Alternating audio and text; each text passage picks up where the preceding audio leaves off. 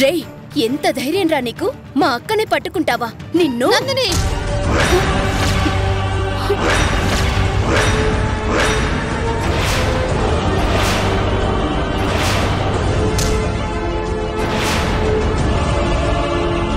ఏం తప్పు చేశాడని తన మీదెందుకు చేయెత్తావు?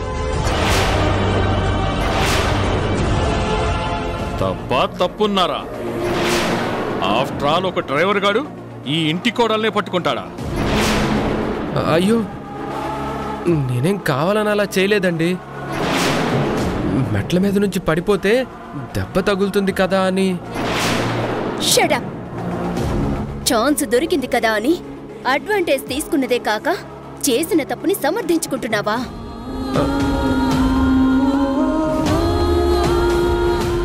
నందిని, నోటికొచ్చినట్టు వాగావంటే జాగ్రత్త. కావాలనే చిన్న విషయాన్ని పెద్ద చేయకు. మై గాడ్, చిన్న విషయమా ఇది? బావా, విన్నావు కదా? జరిగింది నువ్వు కూడా కళ్ళారా చూసావు కదా? ఆ రాస్కెల్ చెంపని చెల్లు మనిపించకుండా చూస్తూ ఊరుకోమంటావా? Nandini, don't talk rubbish. Negative మైండ్తో భూతద్దంలోంచి చూస్తే మంచి కూడా చెడుగానే కనిపిస్తోంది.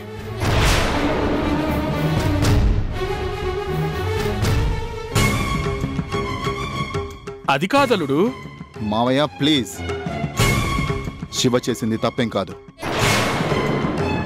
అవును, వృత్తిపరంగా చేసేది డ్రైవర్ ఉద్యోగం అయినా శివ సంస్కారం ఉన్నవాడు. అయినా జారి పడబోతే పట్టుకోవడాన్ని కూడా వక్రబుద్ధితో చూసే మీ ఇద్దరిదే తప్పంతా. హెల్ప్ చేసినందుకు థ్యాంక్స్ చెప్పాలి కానీ అంకుల్ గురించి బ్యాడ్ గా మాట్లాడతారేంటి? ఆ పసివాడికున్న బుద్ధి కూడా మీకు లేకపోవడం నిజంగానే దౌర్భాగ్యం.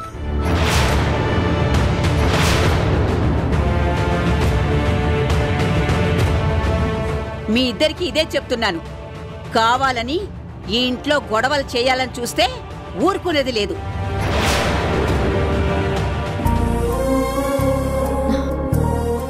శివగారు, వాళ్ళ తరపున మీకు నేను సారీ చెప్తున్నాను. అయ్యో, మీరు గొప్పవాళ్ళు, అలాంటిదేమీ వద్దండి. గొప్పతనం అనేది చేసే పనుల్లో, వేసుకునే బట్టల్లో ఉండదు, మంచితనంలో ఉంటుంది.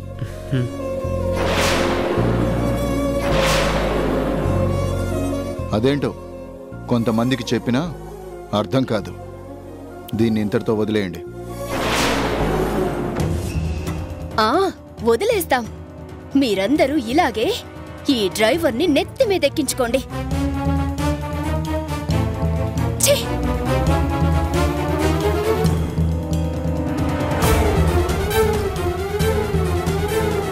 ఏదో ఒకరోజు కొంప మునిగితే ఎవరు ఎలాంటి వాళ్ళో అప్పుడు తెలుస్తుంది మీ అందరికీ.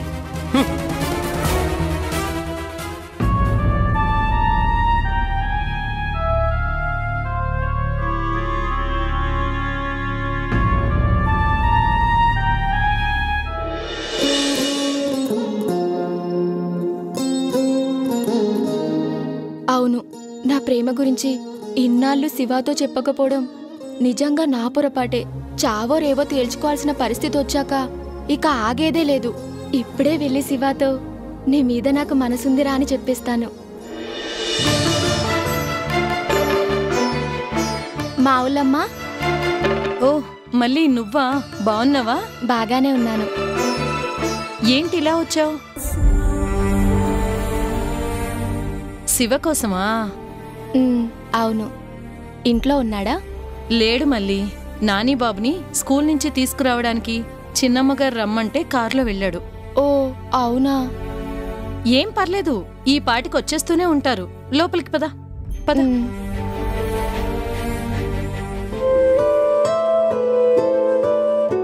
మళ్ళీ కొత్త గాజులు కొనుక్కున్నావా? ఓహో, నేను కొనుక్కోలేదు. ఈ గాజుల్ని నా కోసం శివానే కొని తెచ్చాడు. నిజంగానా? అబద్ధం చెప్పాల్సిన అవసరం నాకేంటి? ఈ రంగు గాజులు నాకిష్టమని తెలిసే ముచ్చట పడి శివానే నా కోసం తెచ్చాడు.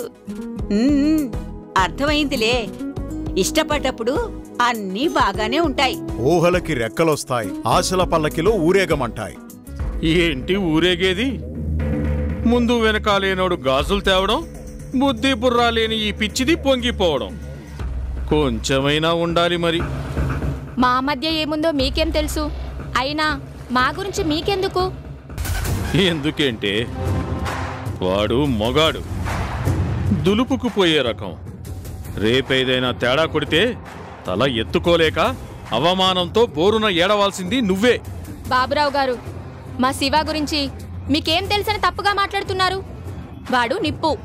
ఆ నేను చెప్పేది కూడా అదే. నిప్పుకి దగ్గరగా వెళితే పురుగులాగా కాలిపోయేది నువ్వే. అందరికీ మీలాంటి చెత్త బుద్ధులే ఉంటాయని అనుకోకండి. ఏం కూసావే నిన్ను? ఆగండి.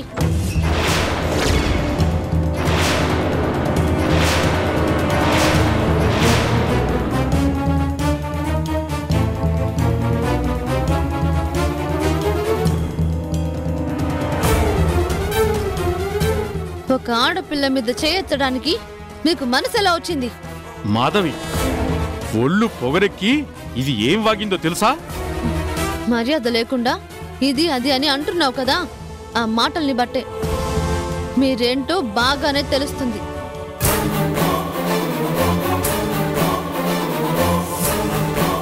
అలా చెప్పండి అమ్మా.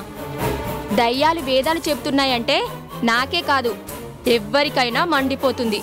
మళ్ళీ నువ్వు నోరు మూస్తావా లేదా? ఎందుకు మొయ్యాలి? తమరి భాగవతం క్వారీలో అందరికీ తెలుసు.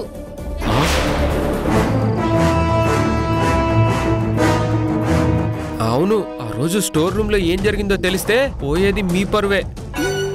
స్టోర్ రూమ్లోనా? ఏం జరిగింది? ఏం భయం లేదమ్మా, చెప్పు మళ్ళీ.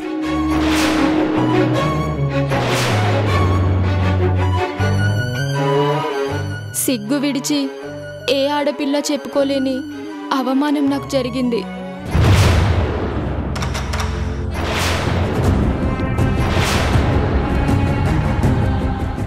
అందుకు నేనే సాక్ష్యం. గురువింద గింజ నీతులు చెప్తే చండాలంగా ఉంటుంది. ఏ మాట్లాడరే, తెగ రెచ్చిపోయారుగా. సమాధానం చెప్పండి. ఏంటి చెప్పేది? కూడబలుక్కొని ఈ నాటకాలు ఆడేవాళ్ళు నోటికి వచ్చినట్టు కట్టుకథలు చెప్తుంటే అవన్నీ నమ్మేస్తారా?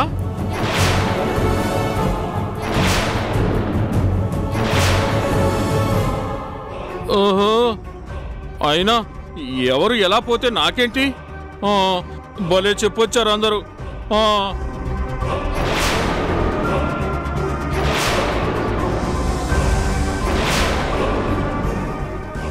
ఏం శివ, మళ్ళీ నీ గురించి ఏదేదో చెప్తోంది, నిజమేనా? నా గురించా? ఏం చెప్పింది? అదే బాబు, బంగారం లాంటి గాజుల్ని కొనిచ్చావట కదా.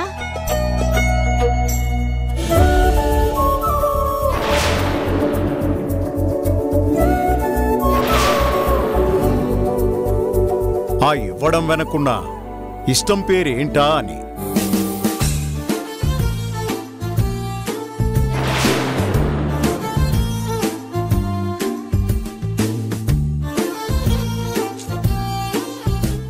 ఇవి శివ కొనిపెట్టాడా? అవునమ్మ గారు, నా చేతులకి ఎంతో బాగున్నాయి కదా.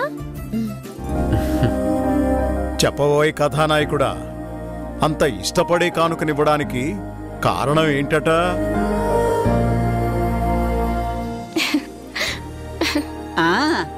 మళ్ళీ నడిగితే చెప్పలేక సిగ్గుతో మెలికలు తిరిగిపోతుంది. నువ్వైనా చెప్పు శివా.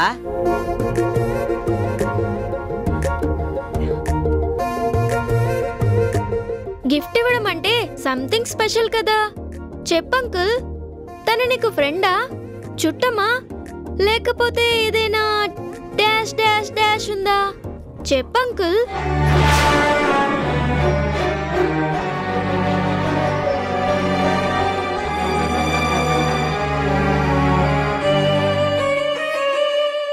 అందరూ అడుగుతున్నారు కదా, సైలెంట్గా ఉంటే ఎలా? చెప్పండి. చెప్పడానికి ఏమీ లేదు. ఆ రోజు డ్రైవర్గా నాకు మొదటి జీతం ఇచ్చారు కదా, అందుకే. దిక్కుమొక్కులేని నన్ను ఇన్నాళ్ళగా అభిమానం చూపించినందుకు వాళ్ళకేదైనా కొనివ్వాలనిపించింది.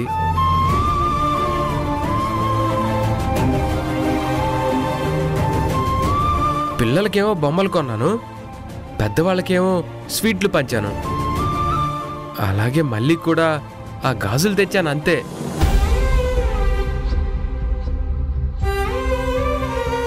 అంతేనా లేక ఇంకేమైనా ఉందా?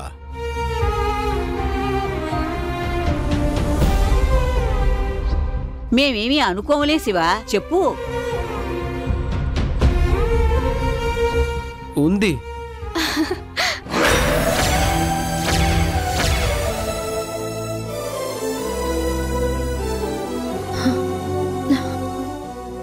ఏమంటున్నాడు రాధా? తనకి పెళ్ళయిందని గుర్తులేక మళ్ళీ మీద అదేంటంటే అది అది నానా, అమ్మా, గుడ్ న్యూస్. మినిస్టర్ గారిని కలవడానికి అపాయింట్మెంట్ ఫిక్స్ అయింది. రేపే సిటీకి వెళ్ళాలి.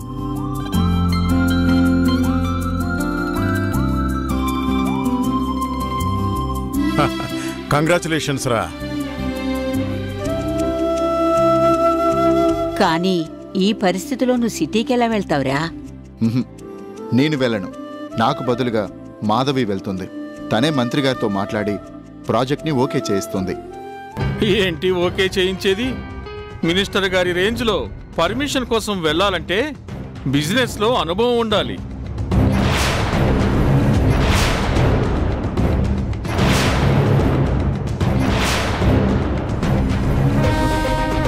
ఇంగ్లీషులో బల్ల గుద్ది మాట్లాడగలగాలి.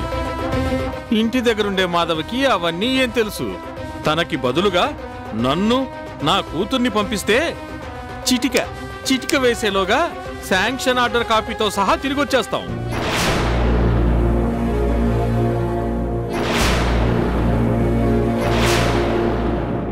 మావయ్య, ప్లీజ్. మాధవి కెపాసిటీ అంటో నాకు తెలుసు. తను వెళ్ళేది బిజినెస్ డీల్ కోసం కాదు. తను అడవి ప్రాంతంలో గిరిజనుల అభివృద్ధి కోసం కట్టబోయే రూరల్ కాలేజీ పర్మిషన్ కోసం.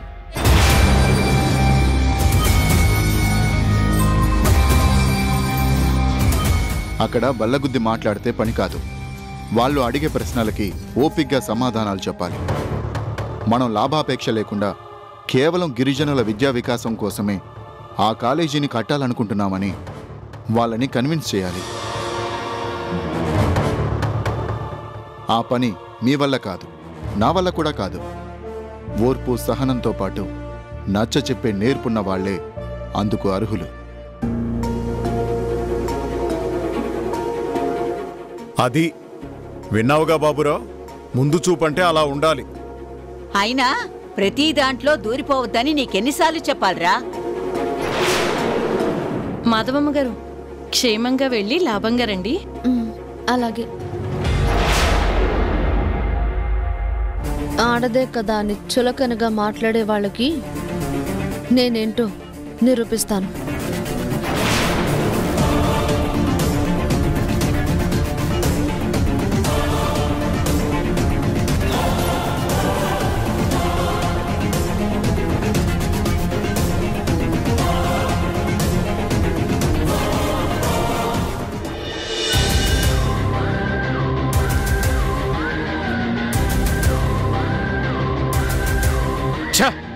ఆ ఇంట్లో వాళ్ళకి నేనంటే మరీ లెక్క లేకుండా పోయింది.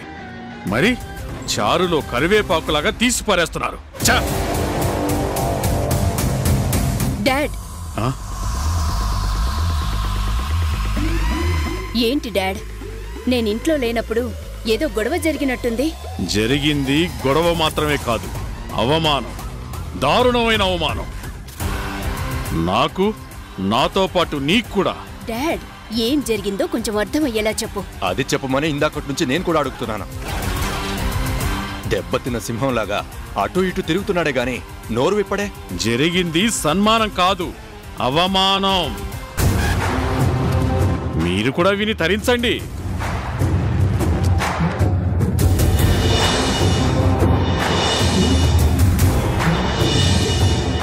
అది జరిగింది. చాలు డాడీ, చాలు. సిచ్యువేషన్ ఇంత దాకా రావడానికి కారణం ఆ మాధవి. అవును, హర్ష చక్రాల కుర్చీకి అతుక్కుపోయాడనుకుంటే ఇప్పుడు బిజినెస్ మీద, ఇంటి మీద అన్ని అధికారాలు ఆ మాధవి గుప్పిట్లోకే వచ్చేశాయి. అవకాశం దొరికితే చక్రం తిప్పాలి అనుకున్న మన ఆశలన్నీ సర్వనాశనం అయిపోయాయి. నో, ఎట్టి పరిస్థితుల్లోనూ మనం ఓడిపోవడానికి వీల్లేదు. మీరు గెలవాలంటే ఆ మాధవి ప్రాణాలతో ఉండడానికి వీల్లేదు.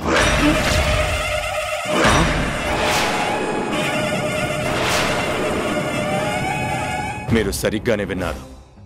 మాధవి బ్రతుకుంటే ఎప్పటికైనా మీకు ప్రమాదమే. తెలుసు, కానీ మాధవిని చంపడం అంత తేలిక కాదు. అది గట్టి పిండం, చచ్చి బతికిన ఆడది. బాబురావు, గతంలో మీరేం చేశారో నాకు తెలుసు. ఒక్కసారి కాదు, 2 సార్లు. మీ ప్లాన్లు ఎందుకు ఫెయిల్ అయ్యాయో కూడా నాకు తెలుసు. సిద్ధప్ప గారు, అదంతా మీకు కంగారు పడకండి. మీరు నేను ఇప్పుడు భాగస్వాములం. ఒక్కరికి ప్రాబ్లం వచ్చినప్పుడు మరొకళ్ళు సాల్వ్ చేసుకోవడమే మన మధ్య కుదిరిన ఒప్పందం. సరే, అన్నీ తెలిసిన మీ దగ్గర ఇక దాచాల్సింది ఏమీ లేదు. మా చేతికి మట్టంటకుండా ఆ మాధవి చచ్చి తీరాలి. That's all. సరే, ఆ మాధవి సంగతి నాకు వదిలిపెట్టండి.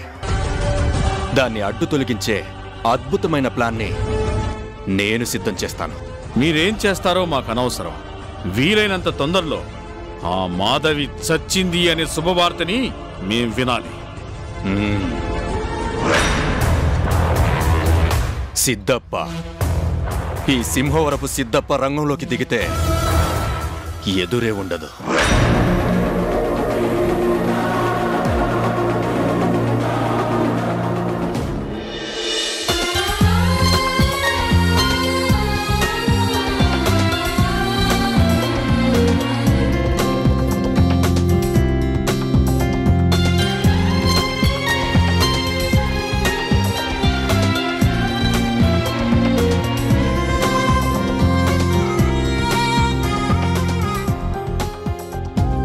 శివా, శివా,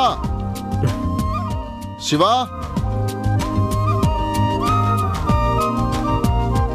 చెప్పండి. సూట్ కేసుని డిక్కీలో పెట్టు. అలాగే.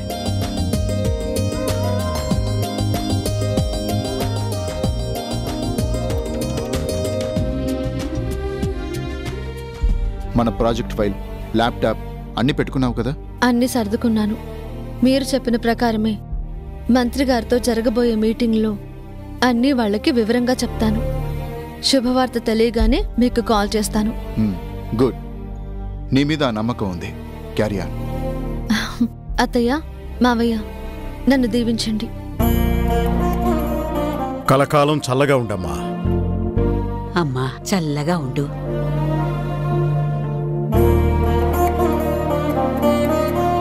అమ్మా మాధవి, ఆడది తలుచుకుంటే సాధించలేందేదీ లేదు. ఖచ్చితంగా నువ్వు గెలుస్తావమ్మా.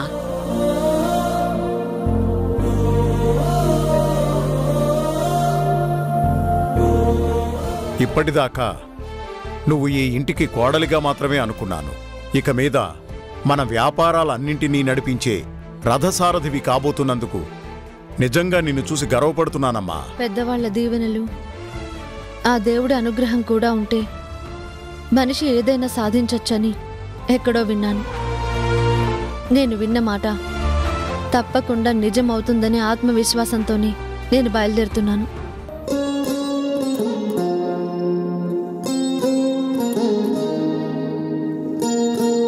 వదినా, wish you all the best. Women empowerment అంటే ఏంటో నీ సక్సెస్ ద్వారా అందరికీ తెలిసేటట్టు చేయాలి. థ్యాంక్ యూ పూజ. నేను లేనప్పుడు ఇంట్లో అన్నీ నువ్వే చూసుకోవాలి, సరేనా? షూర్. నువ్వు హ్యాపీగా వెళ్ళిరా. అమ్మా, తొందరగా వచ్చేస్తావుగా? తప్పకుండా. పనైపోగానే మా నాని కోసం పరిగెత్తుకుంటూ వచ్చేస్తాను. నువ్వు మాత్రం నేనొచ్చేదాకా అల్లరి చేయకుండా బుద్ధిగా ఉండాలి. ఓ, టైం ప్రకారం మందులు వేసుకోవాలి, గుడ్ బాయ్ లాగా హోంవర్క్ చేసుకోవాలి. ఇంకా నాన్నని విసిగించకుండా ఉండాలి. తాతయ్యతో నాన్నమ్మతో హ్యాపీగా ఆడుకోవాలి. అంతేగా? అంతేరా నా బుజ్జి కన్నా. అమ్మగారు, దారిలో తినడానికి ఏమైనా దొరుకుతాయో లేదో అని జంతికలు లడ్డూలు చేసి పెట్టాను. ఇదిగోండమ్మా. ఇదిగోనమ్మా, వాటర్ బాటిల్ కూడా తీసుకొచ్చాను. చిన్నమ్మగారు, ఇటివ్వండి. అబ్బా, సిటీకి మంత్రి గారిని కలవటానికి వెళ్తున్నట్టు లేదు, హ్యాపీగా పిక్నిక్కి వెళ్తున్నట్టుంది. పోనీ అలాగే అనుకో, నీకేంటి ప్రాబ్లం? ప్రాబ్లం కాక ఇంకేంటమ్మా? అవ్వా, ఇంటి కోడలు ఒంటరిగా డ్రైవర్తో వెళ్తుందా? చూసేవాళ్ళు ఏమనుకుంటారు?